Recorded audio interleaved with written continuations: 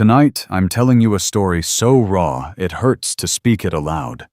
A story of a woman who shot her own people to save a child who wasn't hers, and found something worth more than safety on the other side of that bullet. Out in the high desert of 1885 Arizona, where the wind tastes like blood and ozone, and the mountains stand like silent judges over every broken vow. It starts with a single whisper in a cage wagon. Broken word. Trap in the canyon. 4 words that unlocked a 15-year-old secret buried in a girl's heart and set her on a path from which no one ever returns unchanged. Before we step into the smoke and the fire, hit that like button if you feel the pull already, and let me know in the comments. Where are you hearing this tale tonight? The Arizona sun hammered down like a blacksmith's forge, turning the red dirt of Dusty Creek into choking powder that clung to everything. Lila Kane stood on the weathered porch of the general store, one hand shielding her eyes, the other balancing a heavy sack of flour against her hip. The air was still, too still. No creak of wagon wheels, no drunken laughter spilling from the saloon, only the low moan of wind through the false front buildings, and far off, the iron wail of a locomotive cutting across the plain like a wounded animal. She shifted her weight. The sack pressed against the few silver dollars left in her pocket. 12. All that remained from the last steer her father had sold. $12 between her and the dream of a small plot near Sweetwater Creek, where the grass might still grow tall enough for Appaloosas. She could almost see them. Spotted coats flashing in sunlight, free of saddle and spur. But the dream felt thinner every day, worn down by drought and debt, and the slow, relentless grind of survival. A shadow moved under the overhang. Doc Harlan stepped out, wiping his spectacles with a stained handkerchief. His eyes were kind, but red-rimmed from too many nights chasing memories of the war with whiskey. "You look like you're plotting a murder, Lila," he drawled.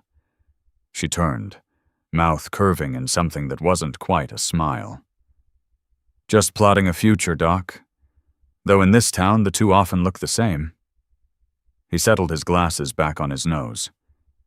"If you're looking for your brother, he's over at the garrison. Been trailing Captain Harlan like a stray dog after scraps." Lila's jaw tightened. Cole. Once the steady hand on the plow. The one who taught her to track deer by broken twigs and bent grass. Now he wore buckskin and ambition, talking of army silver and land warrants. She adjusted the sack, feeling the ache settle deeper into her shoulder.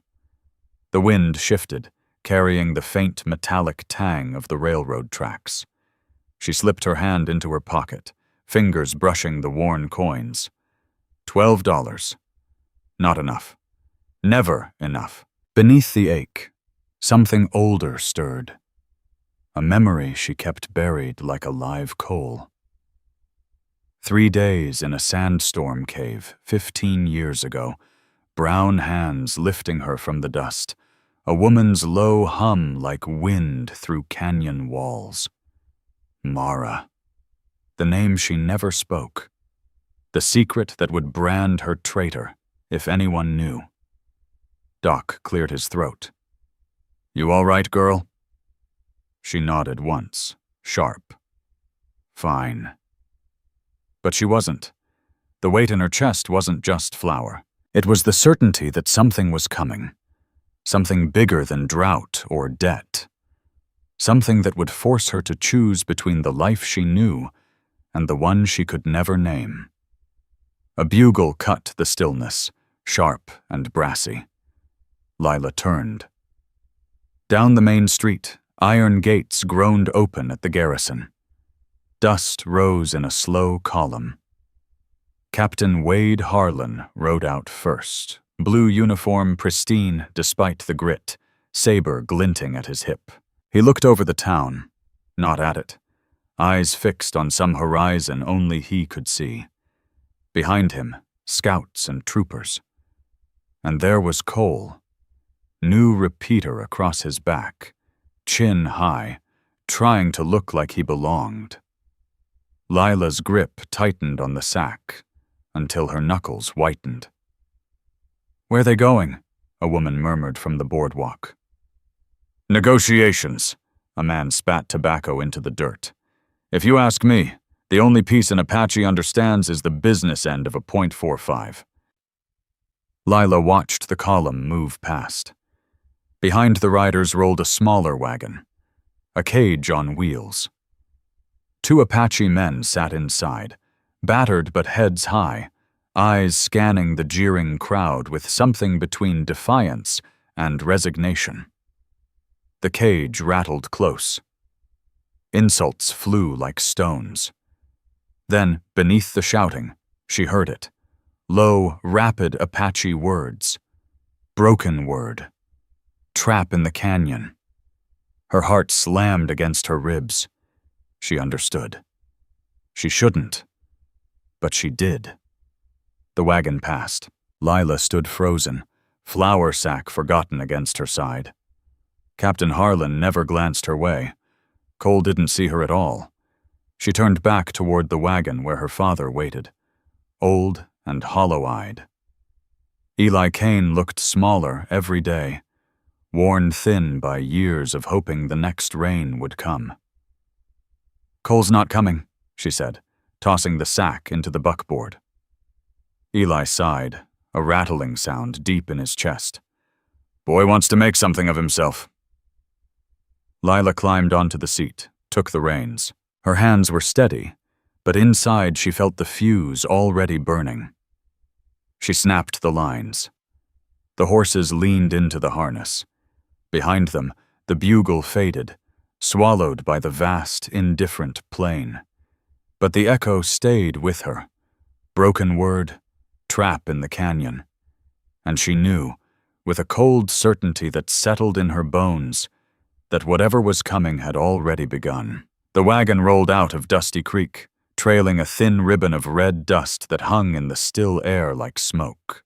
And somewhere ahead, in the jagged red mountains, the fuse burned shorter. The buckboard rattled along the rutted road out of Dusty Creek, wheels grinding red dust into fine clouds that drifted back over Lila and her father like a shroud. 5 miles of nothing but sagebrush and heat shimmer. The horses plodded, heads low, ears flicking at flies. Lila held the reins loose, but her fingers ached from gripping too hard. The sack of flour sat between them like an accusation. "Eli." Kane stared straight ahead, shoulders slumped inside his faded shirt. He hadn't spoken since they left town. The silence between them wasn't comfortable. It was heavy, the kind that settles when words have nowhere safe to land. Then came the sound, hooves, many of them, approaching fast from behind. Lila glanced over her shoulder. Captain Wade Harlan's column was overtaking them, blue wool and brass buttons catching the sun. Harlan rode point on his tall bay, posture rigid as a fence post, saber swaying at his hip. He didn't look left or right. His eyes were fixed on something distant, something he already owned. Behind him rode the scouts, and there was Cole, her brother, sitting straighter than she'd ever seen him, new repeater slung across his back. He caught her eye for half a second. A quick nod, almost proud. Lila felt her stomach twist. The column swept past, and then the cage wagon rolled by. Iron bars rattled. 2 Apache men sat inside, wrists bound, clothes torn. One had blood crusted at the corner of his mouth. They didn't flinch at the jeers rising from the handful of townsfolk who'd followed to the edge of town. "Murderers! Devils!" a woman spat. A boy threw a rock that clanged off the bars. The prisoners lifted their heads. Their eyes moved over the crowd, slow, deliberate, taking in every face. When their gaze reached Lila, she felt it like a hand on her throat. Then one of them spoke, low and rapid, to the other. Apache words, clipped and urgent. Broken word. Trap in the canyon. Lila's breath caught. The sounds unlocked something buried deep, 15 years deep. A cave. A woman's rough hands pressing a gourd of water to her cracked lips. Mara's voice humming against the howl of the storm. To Watergao home. The memory hit like a slap. She understood. She shouldn't. But she did. Her hands jerked on the reins. The off-horse shied, nearly pulling them into the ditch. Lila hauled back hard, knuckles whitening. The wagon lurched, then steadied. Eli turned his head slowly. "They're savages, Lila," he said, voice flat, reciting something he'd heard too many times. "Holding back the future." She didn't answer. Couldn't. Her throat had closed around the truth she couldn't speak. They weren't the only ones breaking words. The cage wagon rolled on. Harlan never slowed. Cole didn't look back. The rest of the ride passed in dust and silence. When they finally reached the ranch, 5 gray wood buildings leaning against the wind, Cole's horse was already tied at the rail. He stood in the barn doorway, packing saddlebags, aggressively polishing the stock of his rifle. Lila climbed down, legs unsteady. Eli stayed on the seat a moment longer, as if standing would take more strength than he had left. Cole looked up. "Harlan's moving at first light. If this goes right, if we secure the pass for the railroad, I get first pick of the new plots. Good bottomland. Not this dust bowl." Lila leaned against the stall door. The smell of hay and horse sweat wrapped around her, familiar and suddenly suffocating. "And if it goes wrong?" Cole laughed, short, harsh. "It won't. Harlan's got 200 men. Gatling gun. They've got bows and rust." She watched him work the rag over the wood. "I heard the prisoners. They said, 'They're savages,'" he cut in. "They'll sign or they'll bleed. Either way, it's over quick." Lila's fingers curled into the rough timber. She wanted to grab his arm, scream that Harlan wasn't negotiating. He was baiting a trap. But the words died in her throat. Proof? Only whispers, and a memory no one would believe. Cole slung the saddlebag over his shoulder and brushed past her. "Take care of Pa. I'll be back in 3 days with gold in my pocket." He walked out into the gathering dark. Lila stayed in the barn doorway, watching his silhouette shrink toward the horizon. The wind picked up, rustling dry sage, carrying the faint metallic scent of ozone. Storm coming. Or blood. She turned back to the house. Eli was already inside, sitting at the table with his head in his hands. Lila stood on the porch steps, arms wrapped tight around herself. The night had come down hard. Stars glittered cold and indifferent overhead. Somewhere out there, in the red rock maze, Tahzay was waiting. And somewhere closer, Captain Harlan was sharpening his saber. She looked down at her hands, calloused, trembling just enough to notice. 3 days. The wind answered with a low moan, and the smell of ozone thickened. Something was coming. And it would not wait. The ranch house sat squat and gray against the darkening sky, its boards warped from too many dry seasons. Wind slipped through the cracks like a slow leak, carrying the faint scent of sage and horse sweat from the barn. Lila sat on the top step of the porch, knees drawn up, arms wrapped around them. The stars were coming out, one by one. Hard, cold points of light that didn't care about the dust, or the debt, or the choices people made under them. Inside, Cole moved with purpose, Saddlebags thumped against the table. Metal clinked as he checked the loads in his revolver. Every sound carried through the thin walls, sharp and final.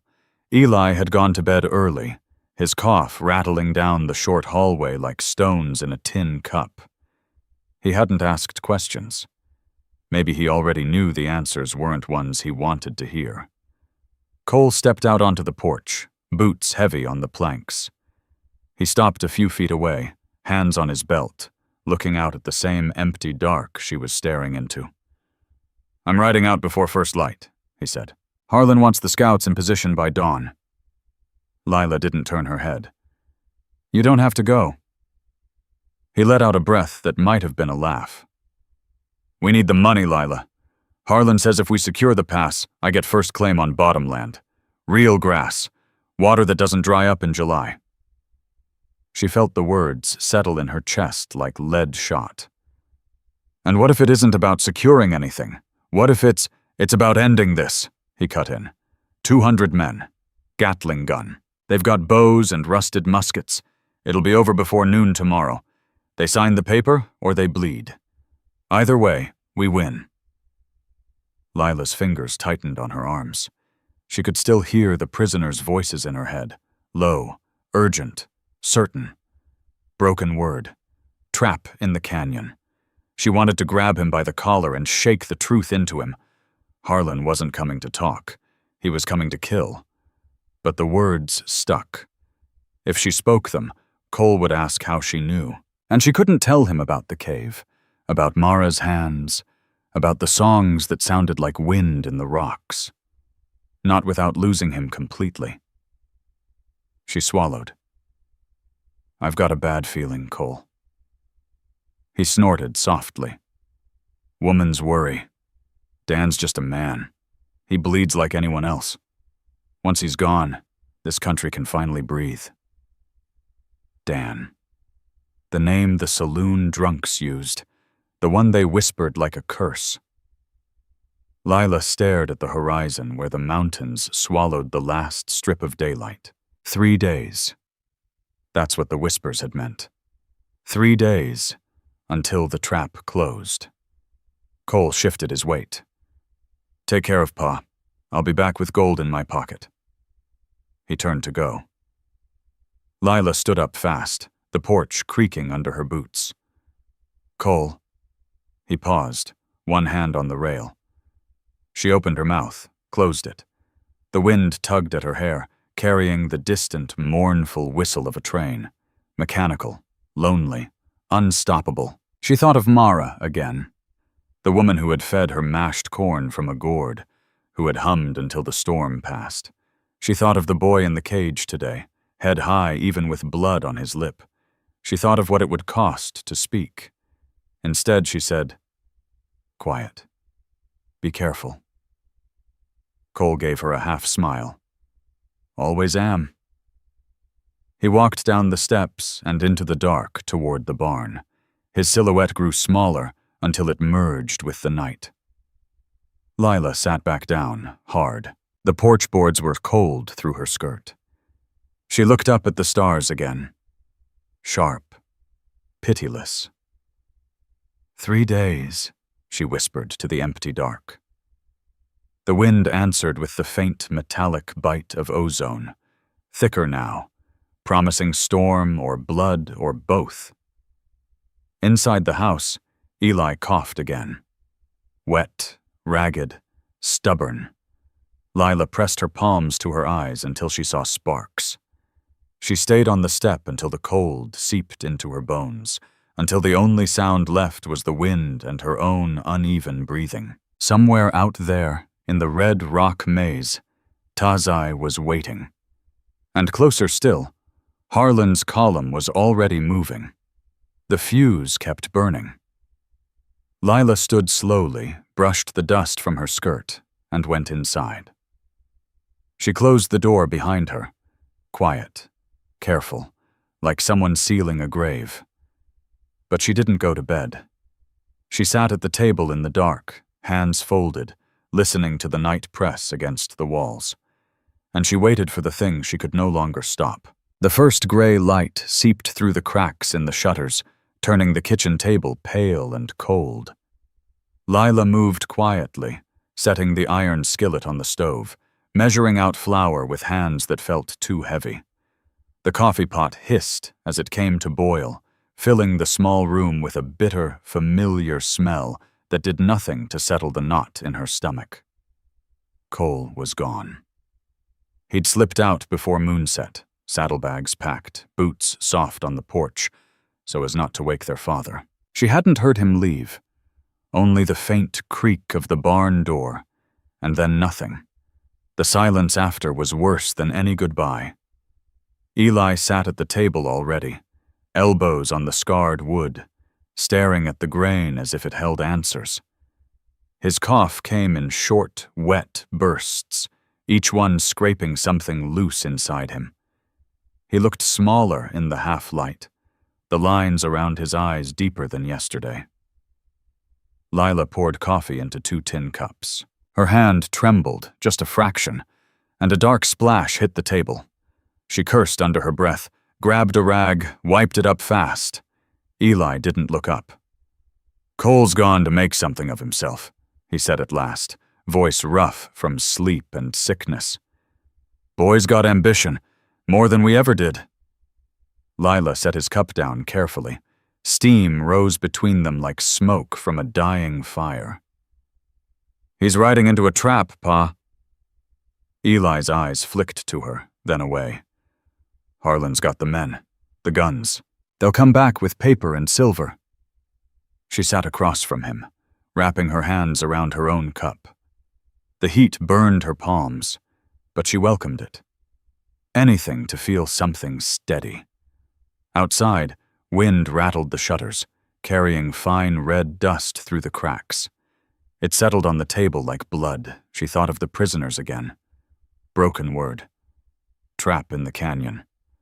The words looped in her head, louder now that Cole was out there with the man who'd spoken them without speaking. If Cole died, if Harlan's plan unfolded the way she feared, the last piece of her family would break.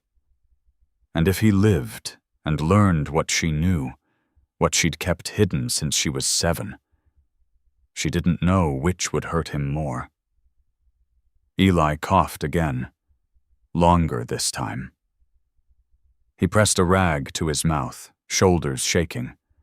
When he lowered it, there was a faint smear of red on the cloth. He folded it away quickly, as if ashamed. Lila's throat tightened. "Pa, I've got a bad feeling about this one." He looked at her then, really looked. "You always did worry too much, girl. Cole's grown. He knows what he's doing." She wanted to argue, wanted to tell him everything.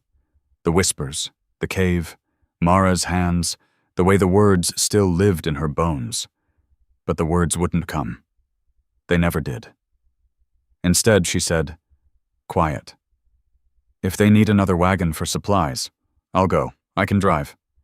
Eli studied her face. "You sure?" She nodded. "We need the $50, and someone's got to watch his back." He exhaled, slow and ragged. "Harlan promised 50. We can't turn that down." Lila looked out the small window.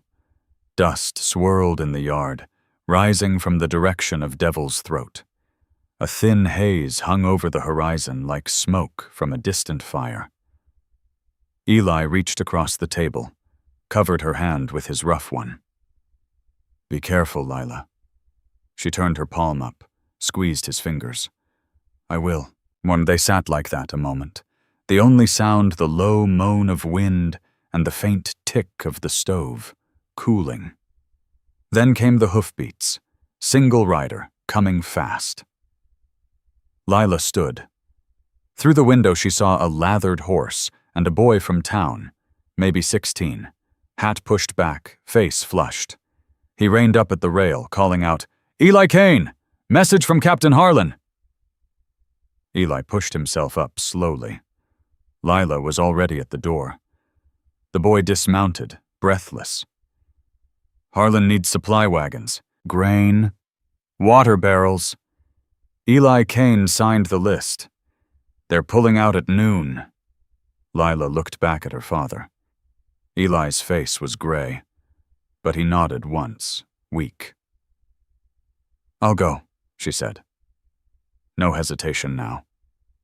Only certainty. Eli met her eyes. God keep you, girl. She stepped past the boy, out into the yard where the wind caught her hair, and tugged it toward the mountains. The dust was thicker now, stinging her eyes. She knew what waited in that canyon, and she was walking straight into it. The 6 heavy wagons creaked into Devil's Throat like a funeral procession that hadn't yet admitted it was one. Red rock walls rose sheer on both sides, squeezing the trail into a narrow throat of stone and shadow.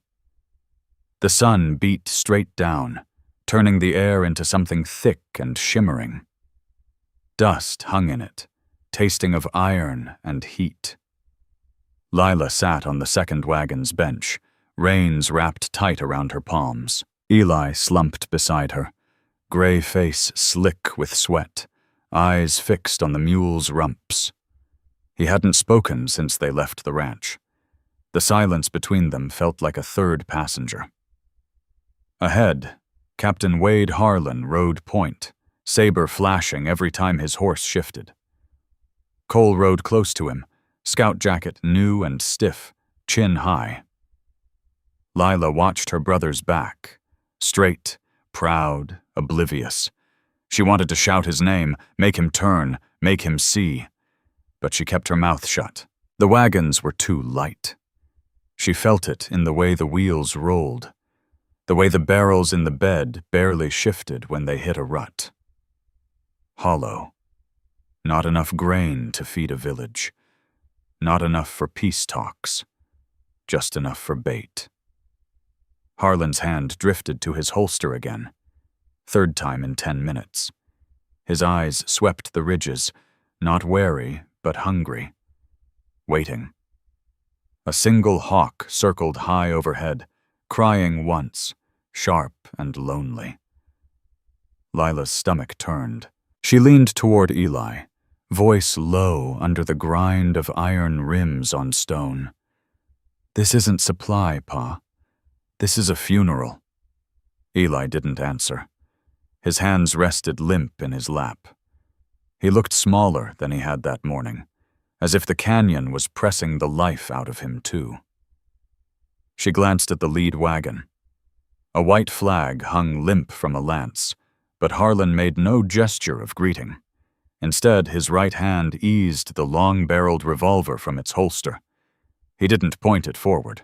He turned it slightly, sighting into the scrub brush where the negotiation party was supposed to be waiting. Lila's mouth went dry. Sweat slid cold down her spine despite the furnace heat. From the north ridge, a single figure appeared. A warrior on a paint horse, white cloth tied to a lance.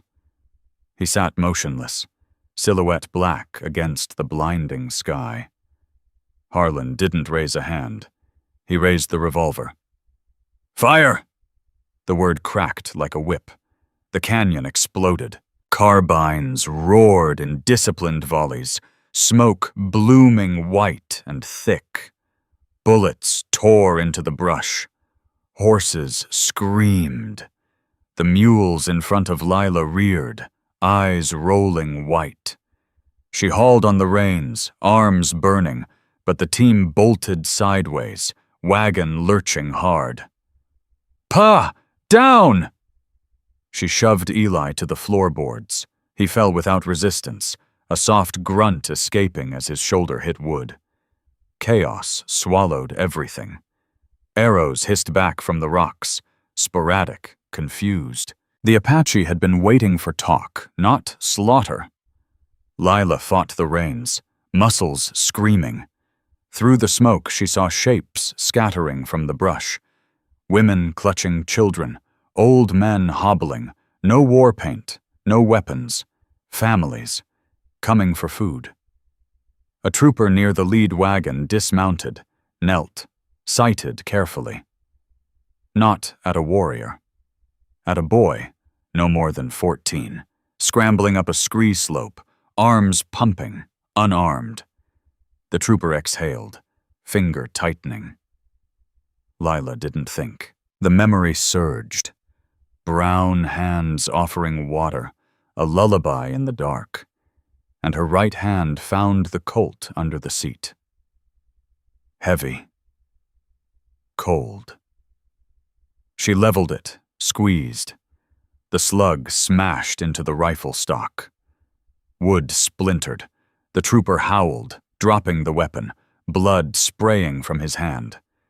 His shot went wild, kicking dust 3 feet left of the boy. The boy scrambled over the ridge and vanished. The trooper spun, clutching his mangled hand, eyes wide with shock. "Traitor! The girl shot me!" Cole turned in his saddle, his face drained white. "Lila?" Time hung, thin and brittle. Smoke stung her eyes. The Colt smoked in her hand. She had crossed a line. There was no uncrossing it. Behind her, Eli stirred, reaching weakly. "Lila, what?" The canyon kept roaring. Guns, screams, the crack of breaking wood. And somewhere in the smoke and fury, a war cry tore open the earth itself. The world had narrowed to smoke and screaming. Sulfur burned Lila's throat, thick and acrid, as the overturned wagon groaned beside her. One wheel still spun lazily in the air, creaking like a dying thing. Flames licked along the bed where a barrel had split, oil feeding the fire. She lay flat on the splintered floorboards, body curled over Eli, shielding him from the rain of lead and stone. His breathing came shallow against her shoulder, wet, ragged, alive, but barely. Bullets whined overhead. Horses shrieked. Men shouted orders that dissolved into panic. Cole's voice cut through the din, sharp and desperate. "Pour it on them! Into the rocks! Now!" Lila lifted her head just enough to see. Her brother sat his horse in the middle of the chaos, hat gone, repeater barking toward the high ridges. His face was streaked with soot and sweat, eyes wild with something between fear and fury. He hadn't looked at her again since that frozen moment when the trooper screamed, "Traitor!" And she still held the Colt, barrel warm, smoke curling from the muzzle. Her hand shook, not from recoil, from what she had done. Through the haze, she saw them, women clutching infants, old men stumbling over scree, children running blind. No war paint, no bows drawn, just terror. Families scattering like quail flushed from cover. A trooper near the lead wagon knelt again, carbine steady. He tracked a boy, no older than 14, clawing up the loose shale slope, arms pumping, breath coming in terrified gasps. The boy wore no paint, carried nothing but fear. The trooper settled the stock against his shoulder. Exhaled. Lila's pulse roared in her ears. The memory hit like a fist. Mara's calloused hands lifting her from the dust, the low hum of a lullaby against the storm's howl. Water. Home. The boy on the slope could have been her 15 years ago. She didn't think, she simply moved. The Colt came up heavy in her right hand. Cole had laughed once, years back. Too much gun for a woman. She'd hated him for it then. Now the weight felt like judgment. She squeezed. The shot cracked sharp. The slug slammed into the carbine's stock. Wood exploded. The trooper howled, weapon flying from his grip as blood sprayed from his shattered fingers. His bullet went wild, kicking dust a yard left of the boy. The boy scrambled higher, disappeared over the crest. The trooper spun, clutching his ruined hand, face contorted. "Traitor! The girl! She shot me!" Heads turned. Cole wheeled his horse so fast the animal nearly fell. His eyes locked on her, wide, horrified, disbelieving. Lila? The name hung in the smoke like smoke itself. Time stretched thin. The Colt smoked in her grip. Her arm burned from the recoil. Her heart slammed so hard she tasted copper. She had fired on her own kind, on a soldier, to save a boy whose people her brother called savages. There was no going back from that. Eli stirred beneath her, a weak groan. Lila, what have you— She pressed him down again, gentle but firm. Stay low, Pa. The canyon kept roaring. Guns, cries, the crackle of burning wagons. Then a sound cut through it all, a war cry that ripped the air like tearing canvas. From the highest western ridge, riders poured down the steep slope in a dark avalanche of horse and fury. At their head, a man on a massive black stallion. Shirtless, chest painted with a jagged red stripe, black hair streaming behind a red headband. He moved with the horse as if they were one creature. Tahzay. He didn't shout orders. He simply raised his rifle high and plunged into the flank of the cavalry. War clubs rose and fell. Knives flashed. The disciplined line shattered into panic. Harlan's voice cracked across the din. Fall back! Flank left! Fall back! But it was already too late. Tahzay's eyes swept the chaos. Swift, cold, taking in everything. He saw the trooper clutching his bleeding hand, saw the trooper pointing at Lila, screaming, "Traitor!" Saw Lila kneeling in the wreckage, smoking Colt in her hand, face streaked with soot and shock. Their gazes met across the smoke. For one heartbeat, the battle faded. There was only the heat of burning wagons, the taste of blood in the air, and the weight of recognition in his eyes. Not gratitude, not hatred, but something sharper, something possessive. He spurred the black stallion forward. Lila raised the empty Colt, instinct more than thought. Too late. He was already there. The canyon had become a furnace of noise and death. Smoke rolled thick and black, stinging Lila's eyes until tears carved clean tracks through the soot on her face. The overturned wagon pinned her leg against splintered wood, the weight of it grinding into her thigh. She lay half-curled over Eli, one arm shielding his head, the other still clutching the empty Colt. The barrel was hot against her palm, the smell of black powder sharp in her nose. Eli wasn't moving. When the wagon tipped, he'd been thrown hard against a rock. Blood matted his gray hair, dark and spreading. His chest rose once, twice, shallow, stubborn, alive, barely. She couldn't reach him properly, couldn't even turn far enough to see if his eyes were open. Cole's voice cracked through the roar. Lila! She looked up. He was 20 yards away, horse dancing under him, repeater still smoking. His face was a mask of shock, mouth open, eyes wide, as if the world had cracked open and shown him something impossible.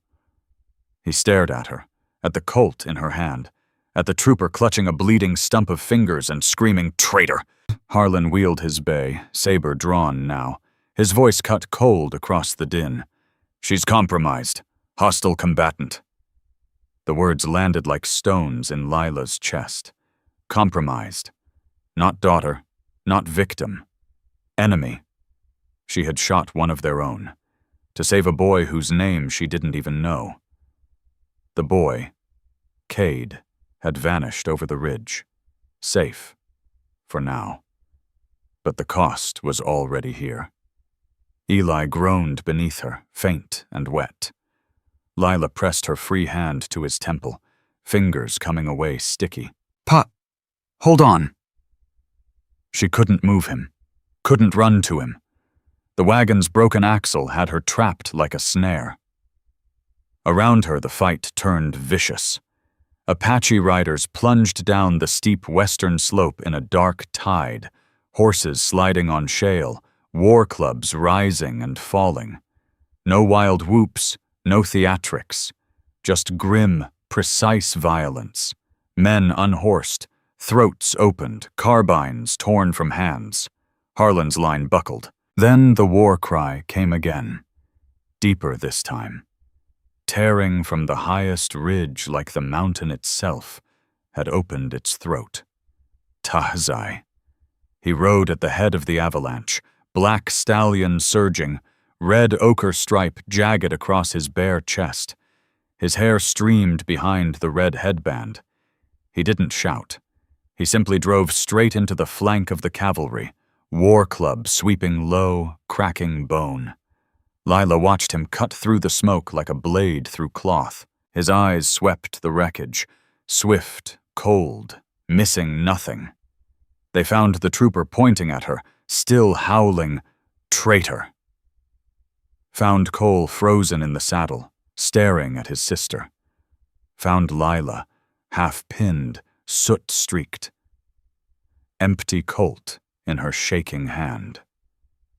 Their gazes locked. For one suspended heartbeat, the battle receded. There was only the crackle of burning wagons, the copper taste of blood in the air, and the weight of what he had seen. A white woman shooting her own to save one of his blood. Tahzay spurred the stallion. The horse leaped forward, hooves pounding shale. Lila raised the empty Colt. Instinct, not hope. Her arm trembled. She had no bullets left, no strength left. He was on her in seconds. He leaned low from the saddle, arm sweeping out like iron. His hand clamped around her waist, fabric tearing as he hauled her up. The breath slammed out of her lungs. She landed face down across the withers, coarse mane whipping her cheek. "Let me go!" she screamed, thrashing, fists pounding his thigh. "You savage, let me go!" Tahzay ignored her. His arm came down across her back, pinning her like a vice. The stallion reared, then lunged forward, leaping a fallen crate. Behind them, the Apache riders followed, dissolving into the rocks like smoke returning to fire. Cole's voice broke through the roar. "Lila! Lila!" She twisted, straining to see. Her brother reached for his reins, horse turning toward her. Then two troopers grabbed his bridle, dragging him back as Harlan's bugle sounded retreat. "Lila!" The cry faded into the smoke. Tahzay raised his rifle high, voice booming over the gunfire in Apache. Clear, commanding. She understood the words. "She is the prize of Tahzay. She is mine." He wasn't claiming a prisoner. He was declaring her untouchable. To his warriors. To the soldiers. To the canyon itself. Lila went still. The stallion charged up the steep trail, carrying her into the high country. Wind tore at her hair. The sounds of battle fell away, replaced by the rhythmic thud of hooves and her own ragged breathing. She felt the heat of his body behind her, the iron strength of his arm, the steady rise and fall of the horse beneath them. The mountains swallowed them, and somewhere behind, in the burning wreckage, Eli lay still. Lila closed her eyes. She had no more fight left to give. Not yet. The trail climbed higher, and the world she knew fell away into silence. The trail climbed steep and merciless. A thin scar scratched into the granite face of the Dragoon Mountains. The black stallion moved with sure-footed power, hooves scraping shale that rattled down into the void below. Lila lay draped across the withers, face pressed into the coarse black mane. The smell of horse sweat and sage sharp in her nostrils. Her wrists were bound in front with rawhide, tight enough to bite, loose enough not to stop the blood. Every jolt sent fresh pain through her ribs and shoulders. She tasted blood from where she'd bitten her lip to keep from crying out. Tahzay rode in silence. His arm lay heavy across her back, not cruel, but unyielding, a band of muscle and bone that kept her from sliding off.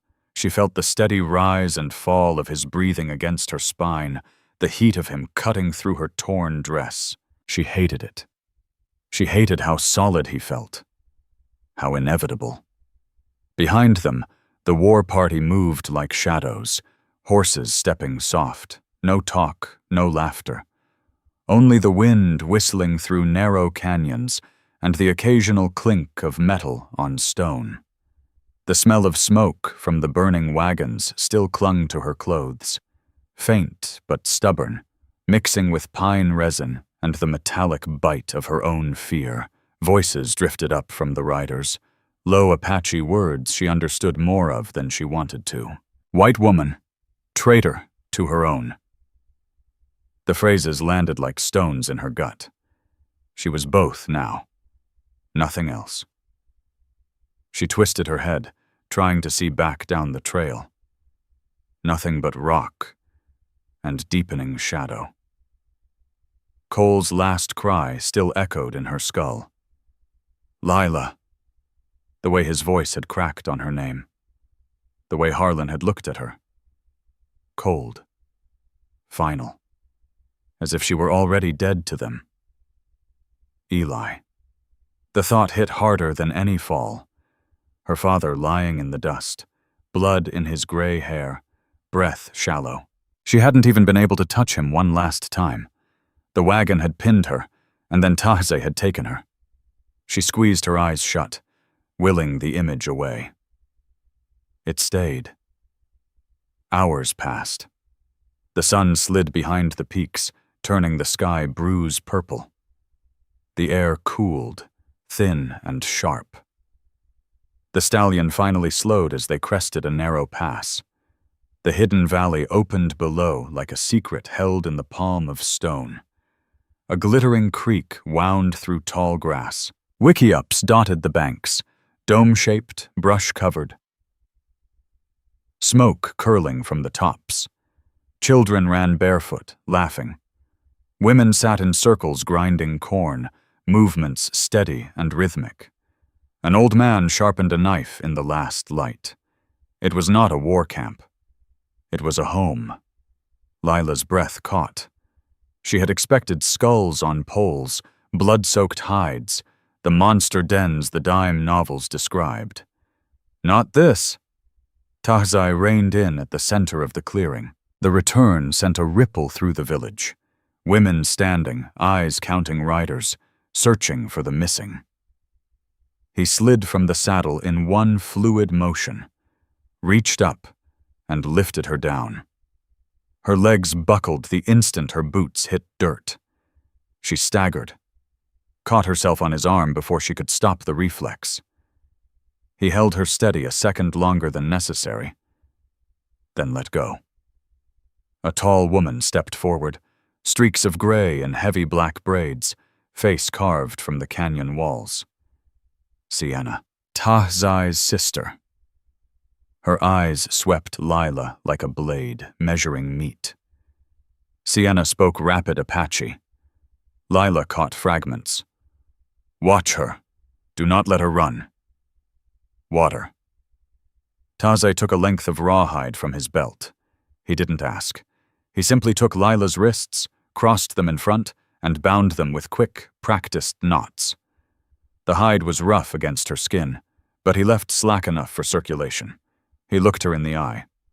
You stay, he said in thick, accented English. Then he turned and walked away. Sienna gestured sharply toward the nearest fire pit. Lila followed, wrists bound, legs shaking from the ride. The village watched, curious, hostile, measuring.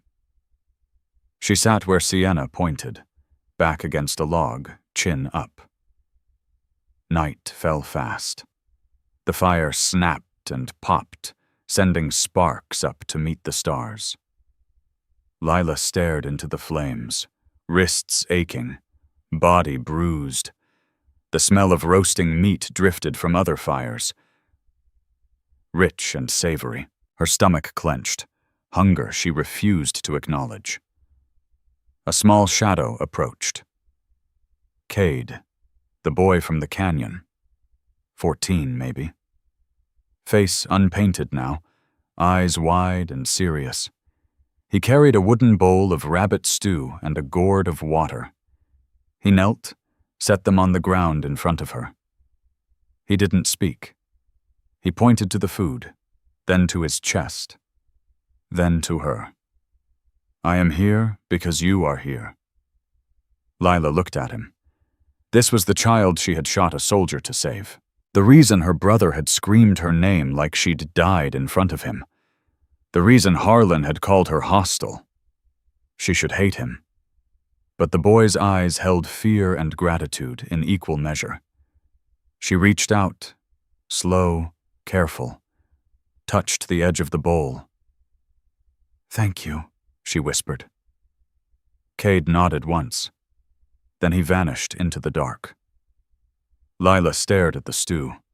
Steam rose, warm against her cold face. A tear slipped down her cheek, cutting a track through the soot. She had saved him, and lost everything. The fire crackled on, indifferent. Somewhere in the shadows, Tahzay watched. And the night deepened, carrying the faint, distant echo of what was still to come. The second night fell cold and sudden, the high valley sucking heat from the earth the moment the sun slipped behind the peaks. Lila sat by the fire pit, wrists still bound, the rawhide cutting faint red lines into her skin. The flames snapped low, throwing long shadows across the wickiups. Children had long since gone quiet. Women banked their fires. Only the low murmur of voices and the occasional stamp of a horse broke the stillness. She waited until Sienna turned away to tend a sick child. Waited until the nearest guard shifted to speak with another warrior. Then she moved. No plan. Just the raw need to run. She rose quietly, skirts hiked, and slipped toward the eastern tree line. Pine needles muffled her boots. The dark swallowed her fast. She ran. Awkward at first. Arms bound, throwing off her balance, but faster as panic sharpened her. Branches whipped her face, stinging scratches opening on her cheeks. Her lungs burned. The rope chafed deeper, numbing her fingers. She didn't know where she was going. Only away. Away from the firelight, from the eyes that watched her like a strange animal dragged from a well, from the man who had declared her his. The ground sloped up. She stumbled over roots, caught herself, kept moving. Hope, wild, stupid, flickered in her chest. If she could reach the ridge, maybe find a trail down, maybe reach a road, maybe... A shape dropped from the rock outcropping ahead, landing soft as a cat. Tahzay. He stood between two pines, moonlight catching the red stripe on his chest, eyes dark pools in the shadow of his face. He hadn't run after her. He had simply been there, waiting, as if he'd known exactly where she would break. Lila skidded to a stop, chest heaving. She turned to bolt the other way. He was already moving. One hand caught the rawhide tether between her wrists. He jerked, not hard enough to hurt, just enough to spin her back toward him. She lashed out with her bound hands, kicking at his shins, voice raw. "Let me go, you murderer! Let me go!" Tahzay didn't flinch. He stepped inside her swing, dipped his shoulder, and in one smooth lift hoisted her over it like a sack of grain. Her bound fists hammered his back, solid as oak. It did nothing. "Put me down!" she screamed, voice cracking. Tears burned her eyes. Damn you to hell!" He walked back toward the village without a word, past staring faces, past the low murmur that followed them. Humiliation burned hotter than any bruise. She thrashed weaker with every step, the fight draining out of her like water from a cracked bucket. He carried her to the center fire pit and dropped her, not gently, onto the pile of buffalo robes. She landed hard, breath knocked out, hair plastered to her face with sweat and dust. Tahzay stood over her, chest rising slow, the only sign he'd exerted himself at all. His eyes were dark, reflecting the dying flames. "Run again," he said, voice low and even, "and I tie your feet." He turned and walked away. Lila curled into herself on the robes, shivering. The night cold seeped through the hides. Her wrists throbbed. Her legs shook from the run. She tasted blood on her lip where she'd bitten it raw. She stared up through the smoke hole in the wiki-up roof. A single star burned bright and steady. "I can't go back." The words slipped out, barely a breath. Dusty Creek, the porch steps, Eli's cough, Cole's proud nod, the 12 silver dollars in her pocket, the dream of Appaloosas on good grass. All of it felt like a photograph left too long in the sun, faded, edges curling. She had shot a soldier. She had crossed the line. There was no explaining it away, no returning to the life that had once been hers. The fire popped. Somewhere in the village, a drum began. Slow, deep, like the heartbeat of the earth itself. Thump, thump, thump. Lila pulled her knees to her chest, bound hands awkward against her ribs. She listened to the drum, to the wind moving through the pines, to the distant snort of horses settling for the night. She knew the truth now, bone deep and final. The old life was dead, and whatever came next, whatever she became, she would have to live it here, in the dark, with him.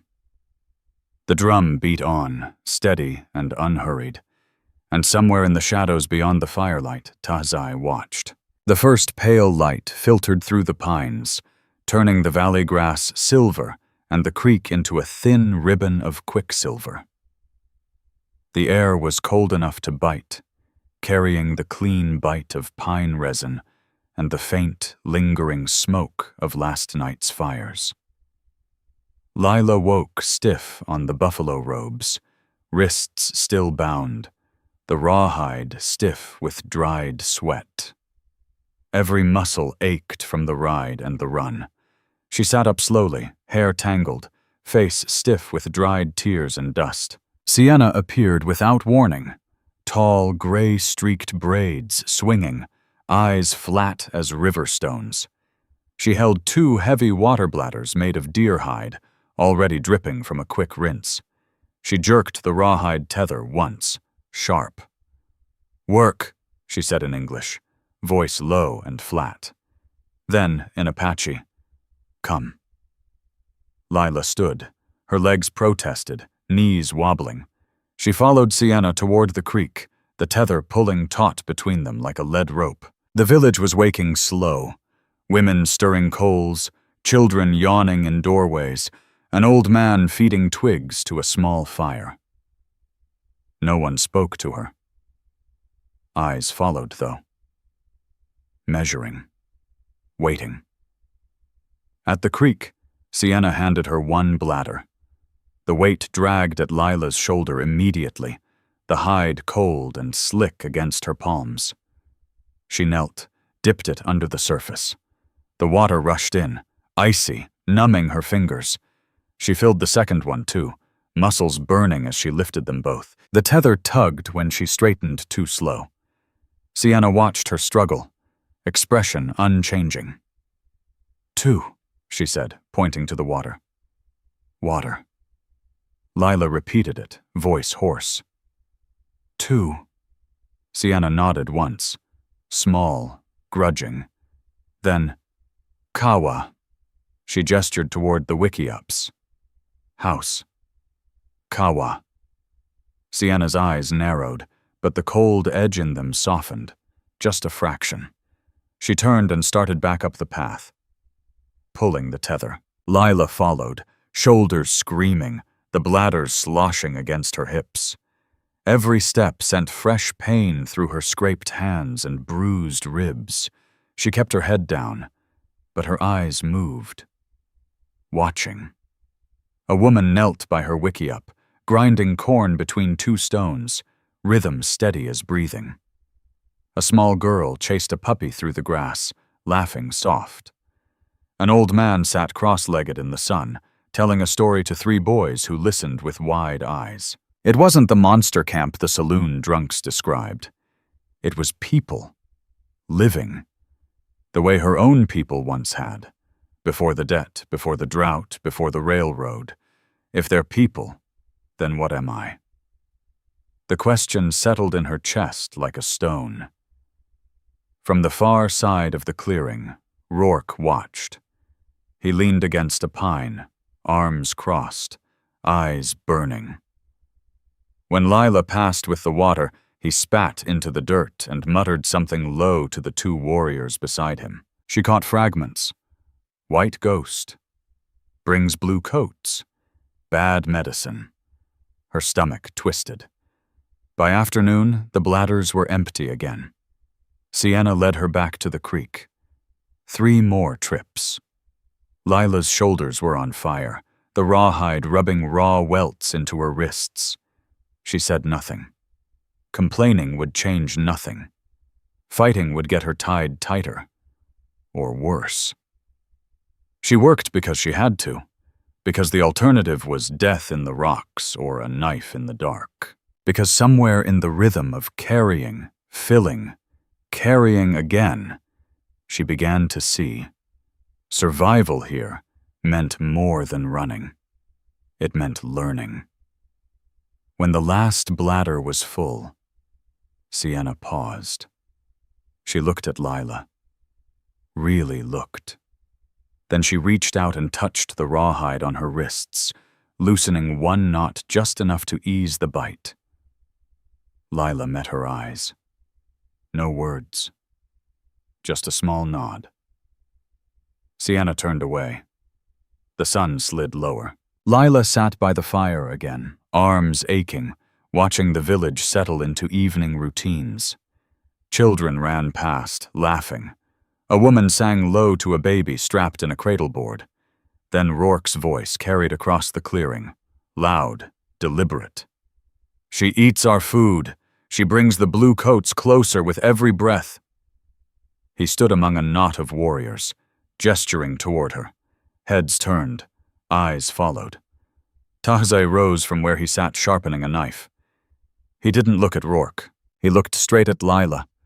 The fire popped between them. Smoke drifted upward in slow spirals. Lila felt the pressure tighten around her chest, like a rope being drawn slow and sure.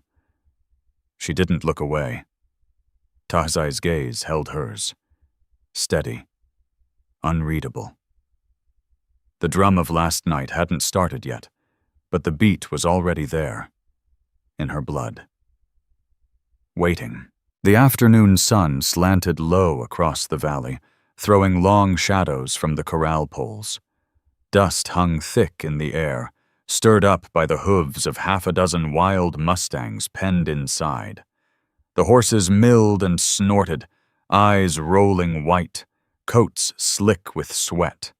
The smell of hot animal and trampled earth mixed with the faint, sour reek of brains and ash from the hide Lila worked on nearby. She sat cross-legged on a flat stone, knife in hand, scraping a fresh deer hide stretched tight on a frame.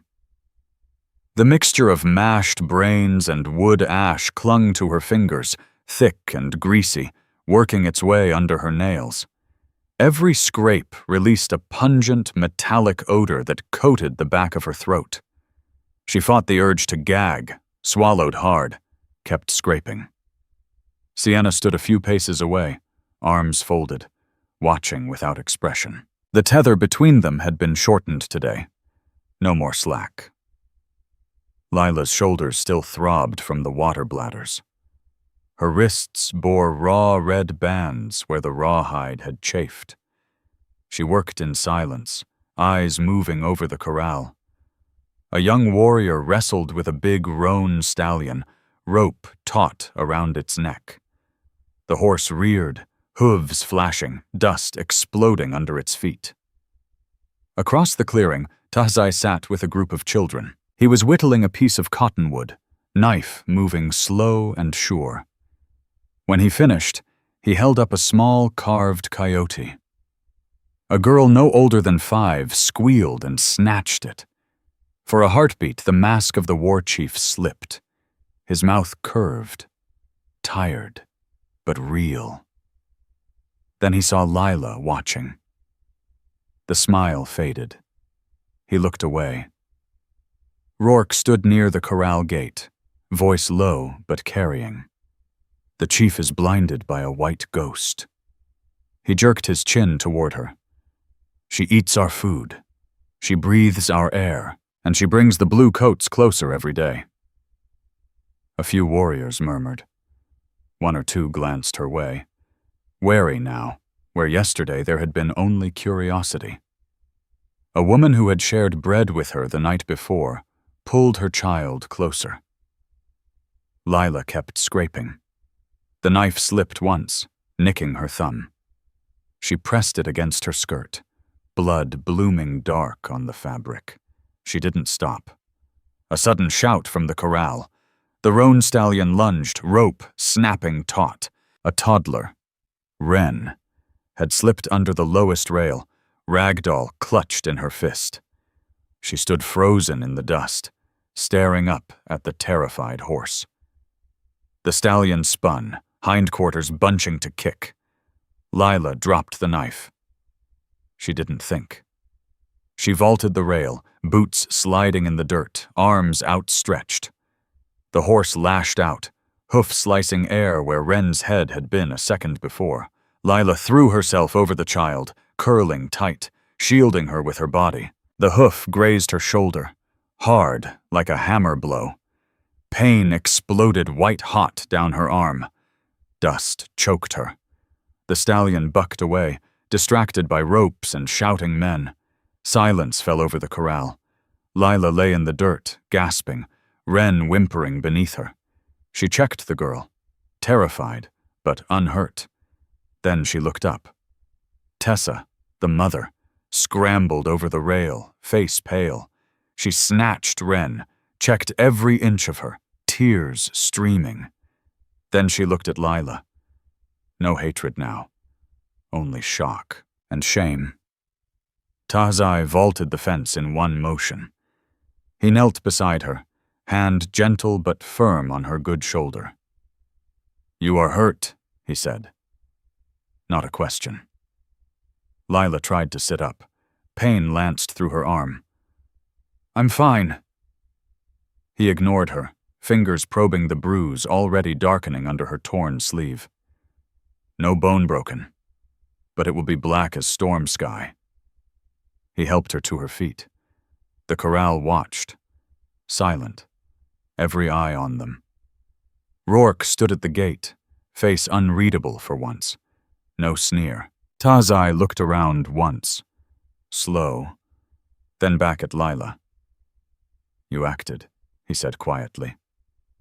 She met his eyes. Dust clung to her lashes. Her voice came out small. "I didn't think." The words hung between them. Somewhere in the village, a child laughed, high and sudden. The sound broke the stillness, but the weight didn't lift. Rourke turned away, shoulders tight. The sun dropped lower, painting the rocks blood red, and the valley waited, holding its breath. The night after the big elk hunt came down soft and sudden, the valley holding its breath as the last light bled from the sky. A massive bonfire roared in the center clearing, flames leaping 20 feet high, sending sparks swirling up to meet the stars. The smell of roasting meat, rich, smoky, laced with sage, hung thick in the air, mixing with pine smoke and the faint, earthy scent of tanned hides. Drums started low, then built, steady, driving, vibrating through the ground into bones. Lila sat on the outer edge of the circle, knees drawn up, arms wrapped around them. The bruise on her shoulder throbbed under the borrowed buckskin tunic Sienna had given her that morning. No words, just the folded garment dropped in her lap. She watched the dancers move, women in soft moccasins, men with feathers tied in their hair. bodies swaying to the primal thump, thump, thump. Children darted between legs, laughing, faces flushed with heat and joy. It was alive, fiercely, stubbornly alive. She felt it pull at her. The rhythm, the warmth, the simple fact of people celebrating after hunger had been kept at bay another day. She wanted to belong to it. The want ached deeper than any bruise. Across the fire, Rourke stood with a knot of warriors. His voice carried just enough. "She dances with us tonight, but the soldiers will come because of her. She's poison in our water." A few heads turned. Eyes lingered on her longer than before, wary, weighing. The celebration went on, but the shadow was there now, darker than the smoke. Two young women, sisters maybe, appeared at her side, faces bright, hands reaching. They laughed, tugging her wrists. "Come," one said in broken English. "Dance." Lila hesitated. The boots on her feet felt heavy, clumsy. Her shoulder burned at the thought of moving. But the drums were loud, insistent, pounding in her teeth, in her blood. She let them pull her in. The circle swallowed her. She stumbled at first, boots thudding awkward against the packed earth, while the women moved light and sure. But the beat was simple. Thump, thump, thump. She found it, hips swaying, feet shifting, arms lifting slow. The firelight licked her face, warm against the night chill. Pain flared in her shoulder with every turn, but she kept going. The drums didn't let her stop. Across the flames, Tahzay stood just outside the ring of light. He wasn't dancing. He watched. The fire distorted this air between them, but his gaze cut straight through. Not as a captive. Not even as the woman he'd claimed. As something miraculous that had walked through fire and still stood. Lila's cheeks flushed. Heat from the flames, heat from his eyes, heat from the sudden, dangerous feeling of being seen. Her heart hammered in time with the drums, loud enough she thought the others must hear it. It was too much. The noise, the warmth, the weight of his stare. She broke from the circle, pushing past laughing dancers, gasping for cooler air. She ran, up the narrow trail to the limestone overlook above the valley. The climb was steep, rocks sharp under her boots, but she scrambled until she reached the flat shelf jutting over the drop. The celebration sounds fell away to a distant hum. The air up here was thin and cold, tasting of pine and coming frost. The sky spread wide, black velvet shattered with stars, the Milky Way a river of crushed diamonds. Lila stood on the edge, arms wrapped tight against the chill, breathing hard. Footsteps, soft, deliberate, behind her. She didn't turn right away. Tahzay stepped onto the shelf, stopping 10 feet away. He gave her space, but his presence filled it anyway. "You dance well," he said, voice low. "For a white woman." Lila turned slowly. "I dance like a clumsy fool." He looked down at the fires below, small flickering jewels in the dark valley. "Why do you watch me, Tahzay?" she asked, voice trembling just enough to betray her. "Why not let me go?" He studied the horizon a moment longer, then met her eyes. "If I let you go, you die. The desert kills. The bears kill. Or the soldiers kill you for being with us." She took one step closer. The wind tugged at her hair, cold fingers on her neck. "That's not why," she said. The space between them crackled, tense, alive, dangerous. Tahzay didn't move. Neither did she. The wind sighed through the rocks, carrying the faint, steady thump of drums from far below. The stars watched, cold and silent, and the night waited. The first light of dawn crept over the eastern ridge, pale and thin, turning the valley grass from black to silver gray. Smoke from dying cook fires hung low, mixing with the sharp smell of pine and the faint, metallic bite of frost. Lila woke to the sound of hurried footsteps and low voices. Women folding hides, men checking weapons, children whimpering as mothers hushed them. The village was already breaking apart, quiet and efficient, like people who had done this before and knew what waited if they moved too slow. She rose from the buffalo robes, shoulder still stiff from the bruise, wrists raw under the loosened rawhide. No one had untied her completely. Not yet. Body, the old scout, rode in from the pass just as the sun cleared the peaks. His pony was lathered, eyes wild. He slid to the ground, boots hitting dirt hard, and spoke low to Tahzay. The words carried on the still air. 300. Cannons. Not patrol. Extermination. Tahzay listened without moving.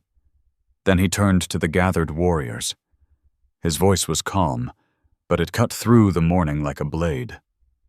They come from the Iron Road, mountain howitzers. Harlan leads them, and a murmur rippled. Fear, not panic. Women clutched children closer. A little girl, Wren, started to cry, soft and hiccuping. Tessa pulled her tight, rocking her against her shoulder. Lila stood at the edge of the circle, heart slamming against her ribs. She knew why. Harlan had his excuse now. Apache savages kidnapped the innocent rancher's daughter, held her hostage. The story would spread fast, telegraph, newspapers, the governor's desk. It gave him the men, the guns, the right to burn the valley clean for the railroad. She wasn't a victim anymore.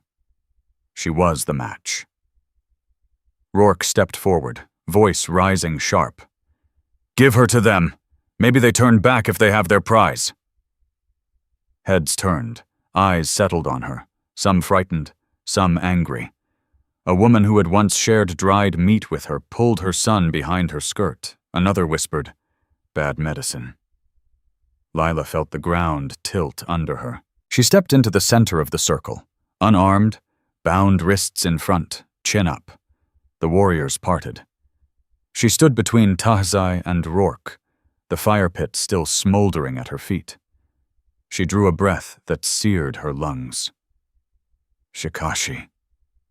The Apache word ripped out, broken, accented, heavy with the flat vowels of her English tongue. But it was Apache. The circle froze. Rourke's mouth opened, closed. Tahzay's eyes widened. Just a flicker, before the mask returned. Lila knelt in the dust. Her bound hands moved slow, deliberate. She drew a rough map with one finger. The valley, the ridges, the narrow pass. Harlan will place the cannons here, she said, voice steady despite the tremor in her chest. On the east slope, he'll shell the village to make you run into the box canyon. Then he'll close the neck. She looked up at Tahzay. He doesn't know the scree slope on the north face is stable. He thinks it's a wall. Put men there, above the guns. Turn his trap inside out. Tahzay crouched beside her. He studied the lines in the dirt. Then he translated. Quiet.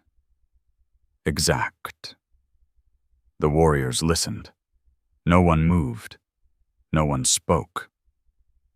The silence stretched long and heavy. Tahzay rose. He looked at her, not as prisoner, not as prize, as something he had never expected. If you lie, he said, voice low and dangerous, we all die. Lila met his eyes. I am not lying. I am choosing. Tahzay held her gaze another heartbeat. Then he nodded once. Sharp. Final. We move now. And he turned to the warriors. Women and children to the caves. Warriors, we hunt. The village erupted into controlled motion. Packs tied, travois loaded, children lifted onto shoulders. Lila stood in the center, hands still bound, watching it all. She had chosen. There was no road back. Tahzay stepped close. His hand brushed her arm. Brief, almost gentle. Then he was gone, striding toward the horses. Lila looked down at the map she had drawn in the dust. Wind stirred the edges, beginning to erase the lines. Somewhere far off, too far to be sure, a low boom rolled across the peaks. Thunder, or a cannon testing its range. The valley held its breath, and the fuse burned shorter. The dawn broke cold and merciless over the valley. The sky, a thin, washed-out gray that promised no mercy. From the mouth of the high limestone cave, Lila knelt beside Sienna, watching the village below. Women and children had vanished into the dark tunnels behind them, Ren clinging to Tessa's skirt, Cade trailing close with a small bow clutched in white-knuckled hands. The air up here smelled of wet stone and pine, but below, smoke already drifted from the first cook fires snuffed out in haste. Then the first cannon spoke. The boom rolled across the peaks like distant thunder, low and deliberate. A shell whistled in, exploding near the creek with a wet crack. Black smoke bloomed, dirt and water fountaining upward. More followed. Steady, measured, the way a man hammers nails into a coffin. The village emptied fast, wiki-ups left standing like hollow shells. Lila's hands clenched on the rock ledge. The flanking column south, 50 troopers. The flanking column south, 50 troopers. Quiet, cutting off the caves. Wipe the women and children first. No survivors to tell the tale. She saw them now, dust rising on the narrow deer trail that skirted the valley floor. Blue wool and brass glinting faint in the early light. Sabers. Carbines. They moved careful, staying low, aiming to hit the caves before the main fight turned. Cade crouched beside her, eyes wide. They come for us. Lila looked at him. The boy she had shot a soldier to save. Then at Sienna, whose face had gone stone hard, rifle already in her hands. The old woman's legs were bad. She'd never make the run. Lila stood. I have to warn them. Sienna grabbed her arm. No. But Lila was already moving, toward the small pony tethered near the cave mouth. She swung onto its bare back, no saddle, no bridle, but a rawhide loop around its neck. The pony shied, then steadied under her knees. She kicked hard. The animal bolted down the rocky path, hooves slipping on loose stone.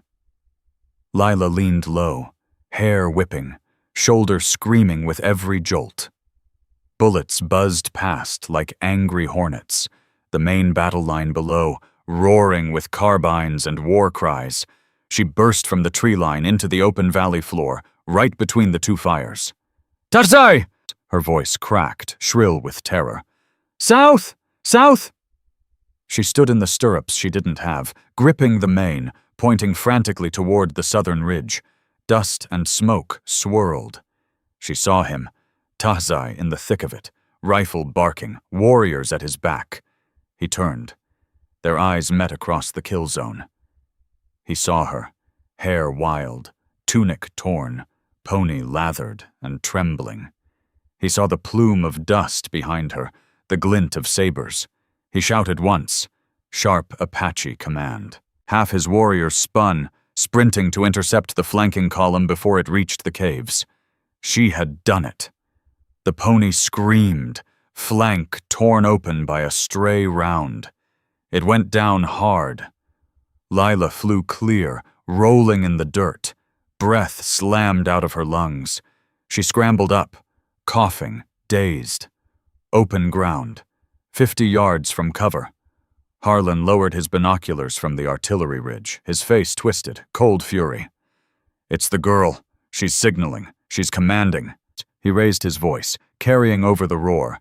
"She's compromised. Hostile. Cut her down." A lieutenant hesitated. "Sir, that's a civilian." "I said hostile," Harlan roared. He drew his revolver, fired once into the dirt near her feet. The Gatling gunner swiveled the multi-barreled monster. Barrels spun up with a mechanical whine. Lila saw the muzzle flashes begin. She squeezed her eyes shut. A shadow hit her, hard, heavy, smelling of sage and blood and horse. Tahzay tackled her into the shallow depression of a dry creek bed, just as the air shredded above them. He covered her with his body, arms locked around her, a human shield. "Stay down!" His weight pressed her into the dirt. Then his body jerked. Once. Twice.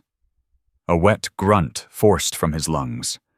Blood soaked through his shirt, warm against her back. The firing stuttered as Apache rifles from the ridge answered, forcing the gunner to duck behind his shield. Lila scrambled out from under him. "Tahzay!" He rolled onto his back. Red ochre paint smeared with brighter red. A dark stain spread across his shoulder below the collarbone. Another wound leaked slow at his side. "No." Her hands hovered over the holes, useless, shaking. "No, no." He looked up at her, eyes glazing but still sharp. His good hand lifted, bloody fingers brushing her cheek. "You," he rasped, blood bubbling at his lips. "Loud woman, be quiet." And she pressed her palms to the shoulder wound, blood welling between her fingers. "Don't speak. Please." He tried to smile. Failed. "The children?" Safe. Tears cut tracks through the dirt on her face. "You saved them. We saved them." The tide turned above. The flanking column stalled, warriors pushing the troopers back. Harlan's bugle sounded retreat, sharp and bitter. The shooting faded to sporadic cracks. Lila cradled Tahzay's head in her lap, rocking slightly, hands slick with his blood. Somewhere in the smoke, the valley still burned. And the cost kept rising. The valley lay broken under a sky gone gray and indifferent. Smoke drifted in slow black pillars from the wreckage of wagons and wickiups, carrying the stench of scorched wood, blood, and burnt powder. Bodies, soldier and warrior alike, lay scattered like discarded rags among the red dirt and shattered rock. Horses groaned where they fell, legs kicking weakly. The wind moved through the pines with a low, mournful sigh, stirring ash that settled on everything like fine snow. Harlan's bugle had sounded retreat an hour ago, sharp and bitter. The blue coats pulled back toward the pass, dragging their wounded and their dead. The Gatling gun lay silent now, barrels cooling in the dirt. The Apache had held the ridge, turned the flank, saved the caves. But victory tasted like copper and ash. Lila knelt in the dry creek bed, knees sunk in blood-soaked gravel. Tahzay lay across her lap, head heavy against her thigh. His breathing came shallow and wet, each rise of his chest a small fight. Blood soaked the red ochre on his skin, darker now, spreading across his shoulder and ribs. She pressed strips torn from her petticoat against the wounds, hard, steady, though her hands shook and her arms burned from the effort. Sienna appeared at the edge of the depression, face carved from stone. She carried a small pouch of herbs and clean rags. Body followed, limping, one arm bandaged. They slid down beside her without a word. Sienna knelt, took over the pressure on the side wound. Her fingers moved sure and quick, packing the hole with a paste that smelled sharp and green. Lila didn't speak. She couldn't. Her throat had closed around the grief and the guilt and the bone-deep exhaustion. She kept her eyes on Tahzay's face, ashen now, sweat beading cold on his brow. His hand rested limp in hers. She held it tight, thumb brushing the knuckles over and over, as if the motion could keep him here. 3 days passed in fragments. She didn't sleep. She sat vigil beside him in the medicine lodge, dark, close, smelling of sage smoke and healing herbs, changing bandages when the fever raged, wiping his face when it broke. Her own body thinned, cheeks hollowed, hands trembling when she lifted the gourd to his lips. She refused food until Sienna forced a bowl of broth into her hands. She ate only enough to stay upright. The village mourned, 7 warriors gone. Widows wailed at dusk, the sound echoing off the canyon walls like something torn from the earth. Lila listened, eyes burning, and thought of Eli, his body left in the wreckage below, blood in his gray hair. She thought of Cole. Alive, perhaps, but staring at the mountains with a scar across his soul. She had chosen. The price was paid in full. Rafe Cutler slipped in on the 3rd night, quiet as a shadow, trading powder for pelts. He crouched near the lodge flap, voice low. Cole's alive. Sits on the porch of your old place, staring at nothing.